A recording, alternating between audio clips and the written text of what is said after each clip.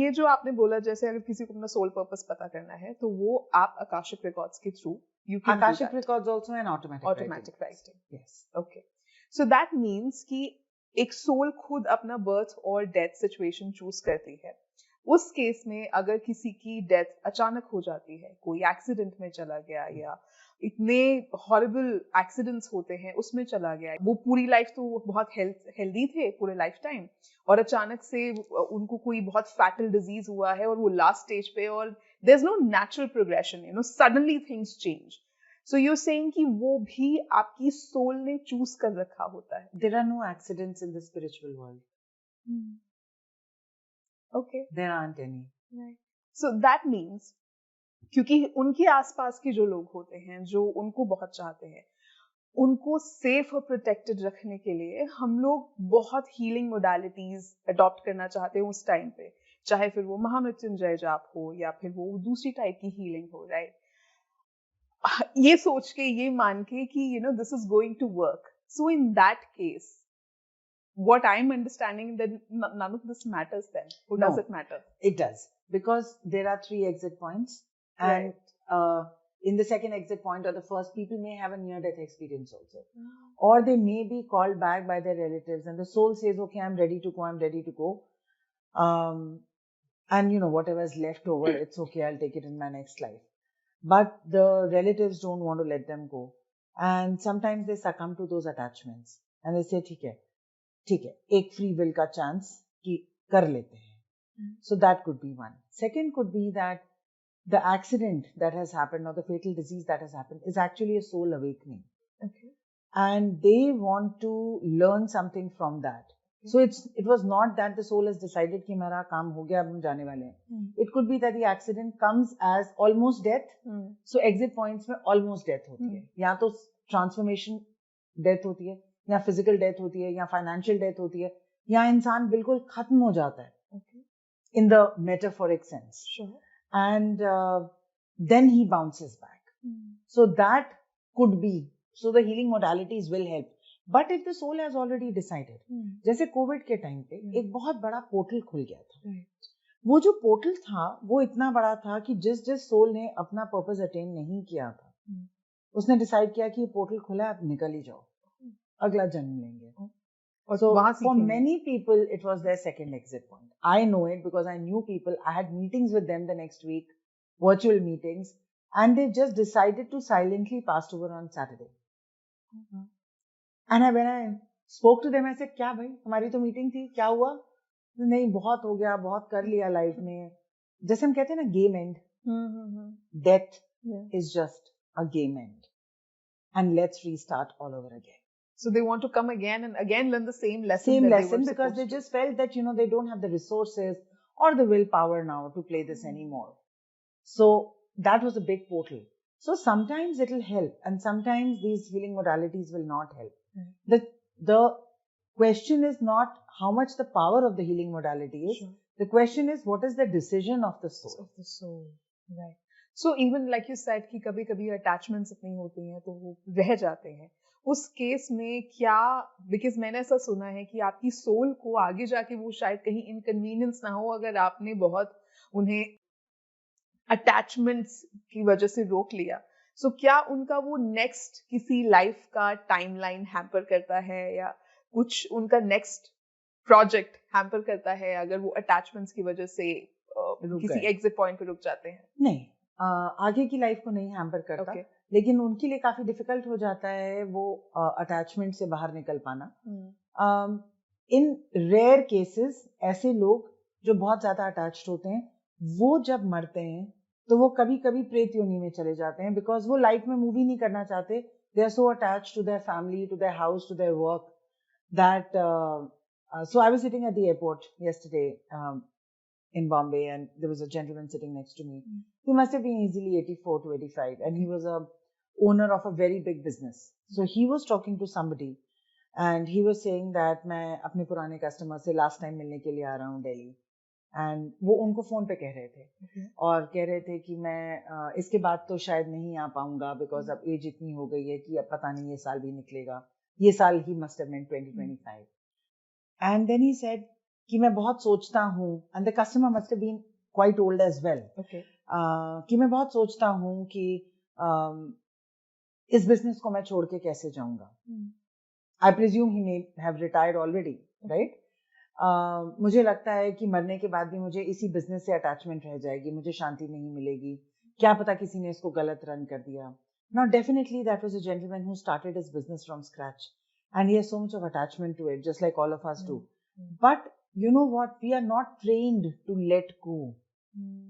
At a certain age, there are workshops on death, there are modalities, there are courses in other countries that teach you how to let go at the age of 50 first, then 60 first, then 70.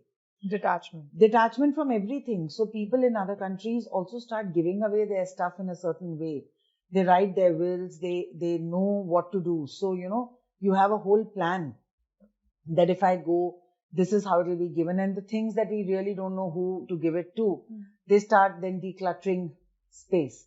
And that was actually a very ancient tradition as well in the, you know, in our dharma, in the Hindu Sanatan dharma many years ago, कि जो बुजुर्ग होते थे वो retire हो जाते थे, जो घर का कोर होता था उसमें यंगस्टर्स रहते थे अपनी फाइट्स में, किचन के पावर स्ट्रगल्स में and all of that.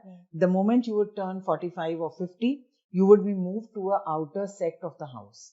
That would only be fed, but not be engaged in power struggles. Not in decision making. हाँ, decision making or anything. Permission, blessings के लिए आते थे.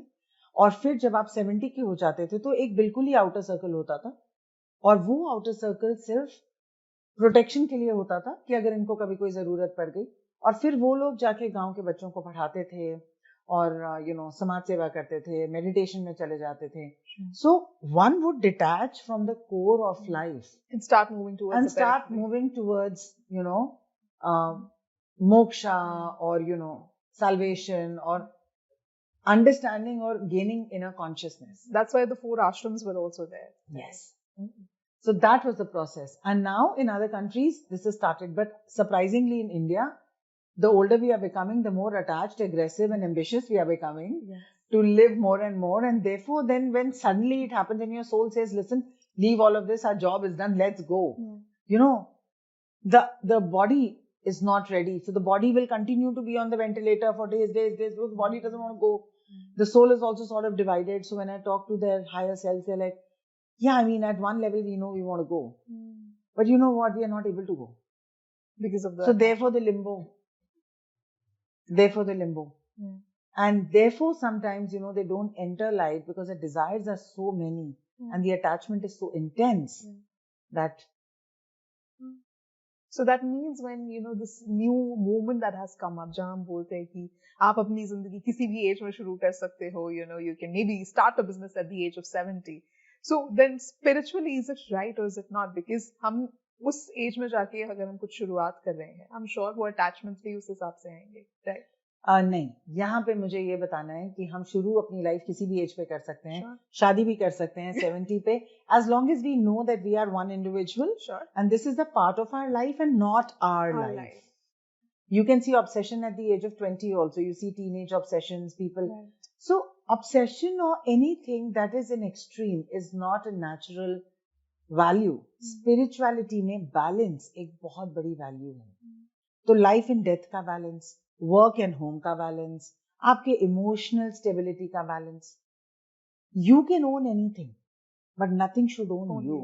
Yeah, that's what true detachment is. Yeah, so you could own a business, you could own multiple things, you can have multiple relationships.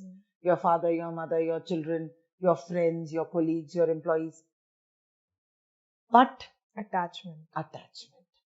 So I say all the time in my Shiva podcast, and that is why Shiva is the god of detachment. And इसीलिए हम महामृत्युंजय भी करते हैं death के time पे. हम इसलिए नहीं कर रहे कि इनकी जान बचा लो, इनकी जान बचा लो. हम कह रहे हैं कि सोल को ये पता चले कि जब डिटैचमेंट का टाइम आए तो हम कितनी आराम से उसको लेट गो कर सकें. बहुत सारे लोगों को मैंने देखा है कि जब ऐसा कोई सिचुएशन आता है, उनका फर्स्ट रिजॉर्ट होता है, अच्छा महामृत्युंजय जाप कराते हैं. और मुझे लग रहा है कि बहुत सारे लोगों को यही समझ में आता है कि ये करके जान बच जाएगी. Shiva is the God of two things, death and creation. So वो कहते हैं कि ठीक है आप इनको मौत के मुंह से बचा लाइए, जैसे उन्होंने मार्कंडे को बचा लाया था।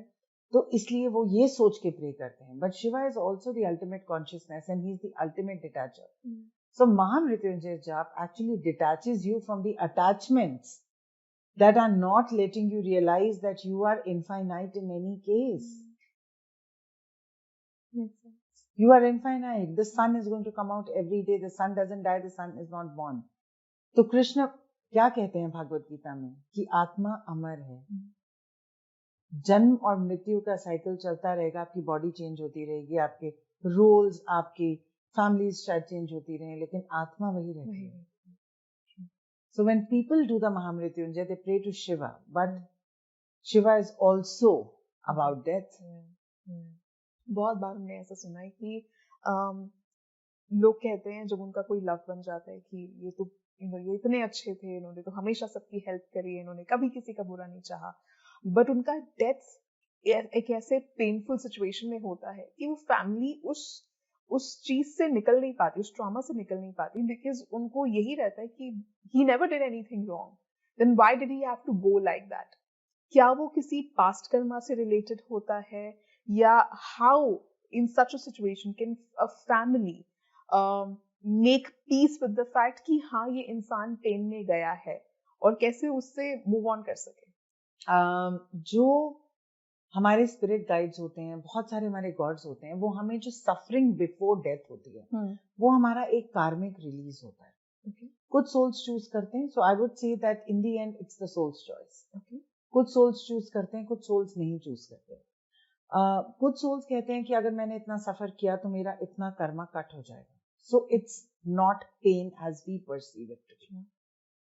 That suffering is cutting out some sort of karmic debt from that person, and the choice is the soul's.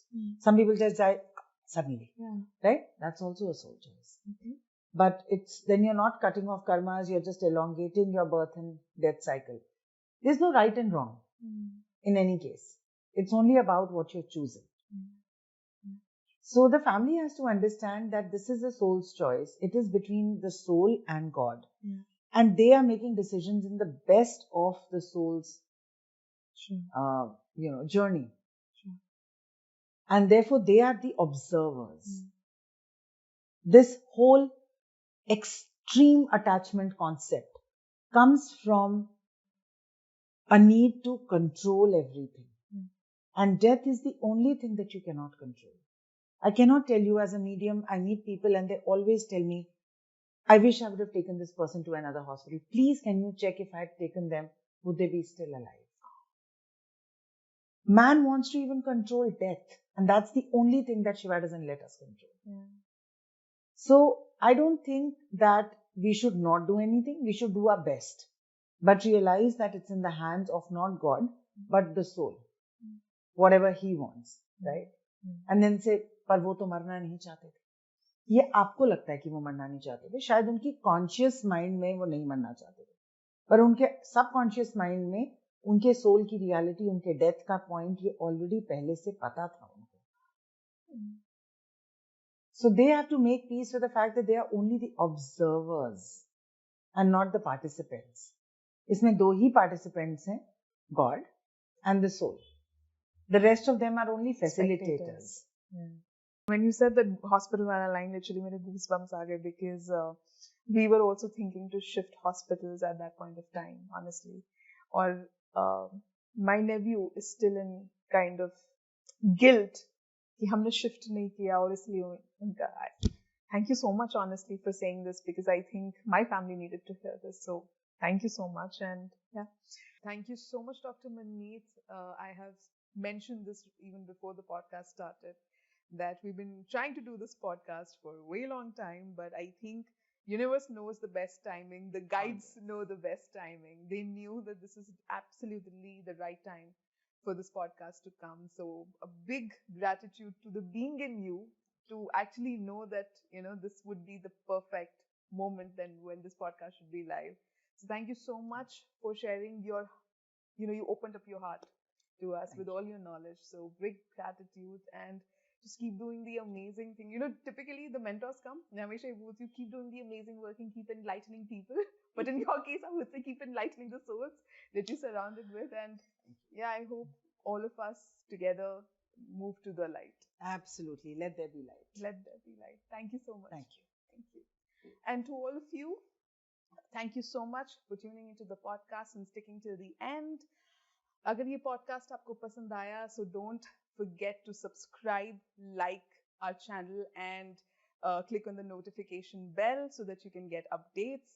And अगर इस podcast आज के खास इस episode को लेके आपको लगता है कि कोई आपका loved one है जिसको ये podcast देखने की जरूरत है, शायद उनको उनके सवालों के जवाब मिल जाएंगे.